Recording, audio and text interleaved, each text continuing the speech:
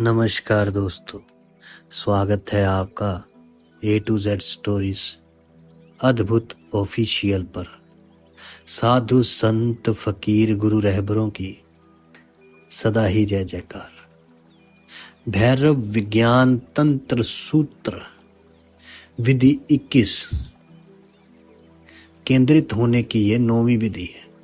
इस विधि में शिव पार्वती जी से कहते हैं, वो रहस्य बताते हैं कि अपने अमृत भरे शरीर के किसी अंग को सुई से भेदो और भद्रता के साथ उस भेदन में प्रवेश करो और आंतरिक शुद्धि को उपलब्ध हो जाओगे।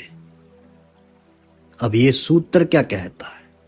अपने अमृत भरे शरीर के किसी अंग को सुई से भेदो। तुम्हारा शरीर मात्र शरीर नहीं है, वह तुमसे भरा है और ये तुम अमृत हो। अपने शरीर के भेदों उसमें छेद करो, अपने शरीर को भेदो। जब तुम अपने शरीर को छेदते, सिर्फ शरीर छिदता है, लेकिन तुम्हें लगता है कि छिद गया, तुम ही छिद गए। इसी से तुम्हें पीड़ा अनुभव होती है। और अगर तुम्हें यह बोध हो कि सिर्फ शरीर छिदा है, मैं नहीं छिदा, तो पीड़ा के स्थान पर आनंद अनुभव करोगे। सुई से भी छेद करने की जरूरत नहीं है। रोज ऐसी अनेक चीजें घटित होती हैं जिन्हें तुम ध्यान के लिए उपयोग में ला सकते हो, या कोई ऐसी स्थिति निमृत भी कर सकते हो। तुम्हारे भीतर कहीं कोई पीड़ा हो रही है, एक काम करो, शेष शरीर को भूल जाओ, केवल उस भाग पर मन को एकाग्र करो जिसमें पीड़ा है, और तब एक अजीब बात अनुभव में आएगी। जब तुम पीड़ा वाले भाग पर मन को एकाग्र करोगे तो देखोगे कि वे भाग जो है वो सिकुड़ रहा है, छोटा हो रहा है। पहले तुमने समझा था कि पूरे पांव में पीड़ा है, लेकिन जब एकाग्र होकर उसे देखोगे तो मालूम होगा कि दर्द पांव में नहीं है, वे तो अतिशयोक्ति है। दर्द सिर्फ घुटने में है। और ज्यादा एकाग्र हो जाओ और तुम देखोगे कि दर्द पूरे घुटने में नहीं है, एक छोटे से बिंदु में है।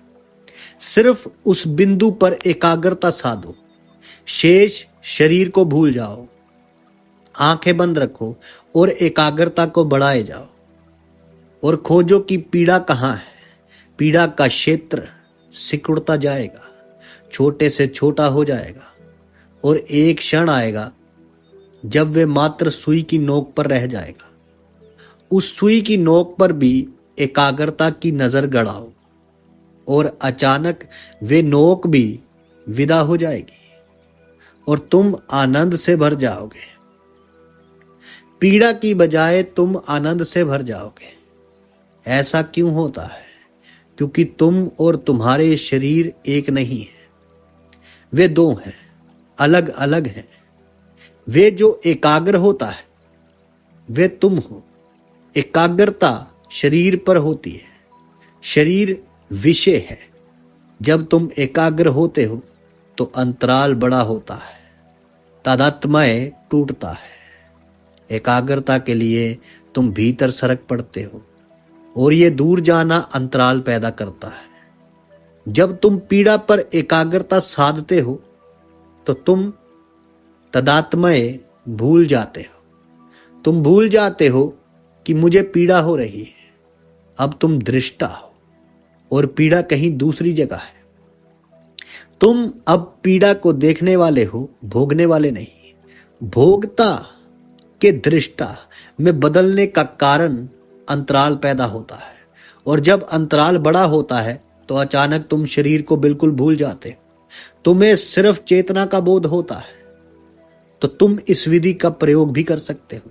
अपने अमृत भरे शरीर के किसी अंग को सुई से भेदो और भद्रता के साथ उस भेदन में प्रवेश करो। अगर कोई पीड़ा हो तो पहले तुम्हें उसके पूरे क्षेत्र पर एकाग्र होना होगा। फिर धीरे धीरे वे क्षेत्र घटकर सुई की नोक के बराबर रह जाएगा। लेकिन पीड़ा की प्रतीक्षा क्या करनी, तुम एक सुई से काम ले सकते। शरीर के किसी संवेदनशील अंग पर सुई चुभो, पर शरीर में किसी भी कई स्थल हैं जो मृत हैं, उनसे काम नहीं चलेगा। तुमने शरीर के इन मृत स्थलों के बारे में नहीं सुना होगा। किसी मित्र के हाथ में एक सुई दे दो और तुम बैठ जाओ और मित्र से कहो कि वे तुम्हारी पीठ में कई स्थलों पर सुई चुभोए। कई स्थलों पर तुम्हें पीड़ा का एहसास नहीं होगा। तुम मित्र से कहोगे कि तुमने सुई अभी नहीं चुभोई, मुझे दर्द नहीं हो रहा है। वे ही मृत स्थल है। तुम्हारे गाल पर ही ऐसे 2 मृत स्थल हैं जिनकी जांच की जा सकती है। अगर तुम भारत के गांव में जाओ तो देखोगे कि धार्मिक त्योहारों के समय कुछ लोग अपने गालों को वो तीर होता है उससे भेद देते हैं। वे चमत्कार जैसा मालूम होता है, लेकिन चमत्कार है नहीं। गाल पर 2 मृत स्थल हैं। अगर तुम उन्हें छेदो तो ना खून निकलेगा और ना पीड़ा होगी। तुम्हारी पीठ में तो ऐसे हजारों मृत स्थल हैं, वहां पीड़ा नहीं होती। तो तुम्हारे शरीर में 2 तरह के स्थल हैं, संवेदनशील जीवित स्थल और मृत स्थल। कोई संवेदनशील स्थल खोजो जहां तुम्हें जरा से स्पर्श का भी पता चल जाएगा। तब उसमें सुई चुभोकर चुभन में प्रवेश कर जाओ। वे असली बात है, वही ध्यान है। और भद्रता के साथ वेदन में प्रवेश कर जाओ। जैसे जैसे सुई तुम्हारी चमड़ी के भीतर प्रवेश करेगी और तुम्हें पीड़ा होगी, वैसे वैसे तुम भी उसमें प्रवेश करते जाओ। ये मत देखो कि तुम्हारे भीतर पीड़ा प्रवेश कर रही है। पीड़ा को मत देखो, उसके साथ तदात्मयता करो। सुई के साथ, चुभन के साथ तुम भी भीतर प्रवेश करो। आंखें बंद कर लो, पीड़ा का निरीक्षण करो। जैसे पीड़ा भीतर जाए वैसे तुम भी अपने भीतर जाओ। चुभाती हुई सुई के साथ तुम्हारा मन आसानी से एकाग्र हो जाएगा। पीड़ा के तीव्र पीड़ा के उस बिंदु को गौर से देखो। वही भद्रता के साथ वेदन में प्रवेश करना हुआ और आंतरिक शुद्धि को उपलब्ध हो जाओ। शिवजी कहते हैं, अगर तुमने निरीक्षण करते हुए तदात्मय न करते हुए, अलग दूर खड़े रहते हुए, बिना ये समझे हुए कि पीड़ा तुम्हें भेद रही है, बल्कि ये देखते हुए कि सुई शरीर को भेद रही है और तुम दृष्टा हो, प्रवेश किया तो तुम आंतरिक शुद्धता को उपलब्ध हो जाओगे। तब आंतरिक निर्दोषता तुम पर प्रकट हो जाएगी। तब पहली बार तुम्हें बोध होगा कि मैं शरीर नहीं। और एक बार तुमने जाना कि मैं शरीर नहीं हूं, तुम्हारा सारा जीवन आमूल बदल जाएगा। क्योंकि तुम्हारा सारा जीवन शरीर के इर्द गिर्द चक्कर काटता रहता है। एक बार जान गए कि मैं शरीर नहीं हूं, तुम फिर इस जीवन को नहीं ढो सकते। उसका केंद्र ही खो गया। जब तुम शरीर नहीं रहे तो तुम्हें दूसरा जीवन निर्मित करना पड़ेगा। वही जीवन सन्यासी का जीवन है, फकीर का जीवन है, संत का जीवन है। ये और ही जीवन होगा, क्योंकि अब केंद्र ही और होगा।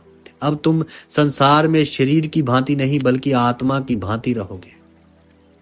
जब तक तुम शरीर की तरह रहते हो तब तक तुम्हारा संसार भौतिक उपलब्धियों का, लोभ, भोग वासना और कामुकता का संसार होगा। और वे संसार शरीर प्रधान संसार होगा। लेकिन जब जान लिया कि मैं शरीर नहीं हूं तो तुम्हारा सार संसार विलीन हो जाता है। तुम अब उसे संभाल कर नहीं रख सकते। तब एक दूसरा संसार उदय होगा जो आत्मा के इर्द गिर्द होगा। वे संसार करुणा, प्रेम, सौंदर्य, सत्य, शुभ और निर्दोषता का संसार होगा। केंद्र हट गया। वे अब शरीर में नहीं है, अब केंद्र चेतना में है। इस सूत्र में शिवजी यही रहस्य पार्वती से कहते हैं कि अपने अमृत भरे शरीर के किसी अंग को सुई से भेदो और भद्रता के साथ उस भेदन में प्रवेश करो और आंतरिक शुद्धि को उपलब्ध हो जाओ। साधु संत फकीर गुरु रहबरों की सदा ही जय जयकार। जल्दी मिलते हैं एक नई वीडियो के साथ। तब तक के लिए आपके भीतर बसे उस परमात्मा को मेरा प्रणाम। आप सबका धन्यवाद।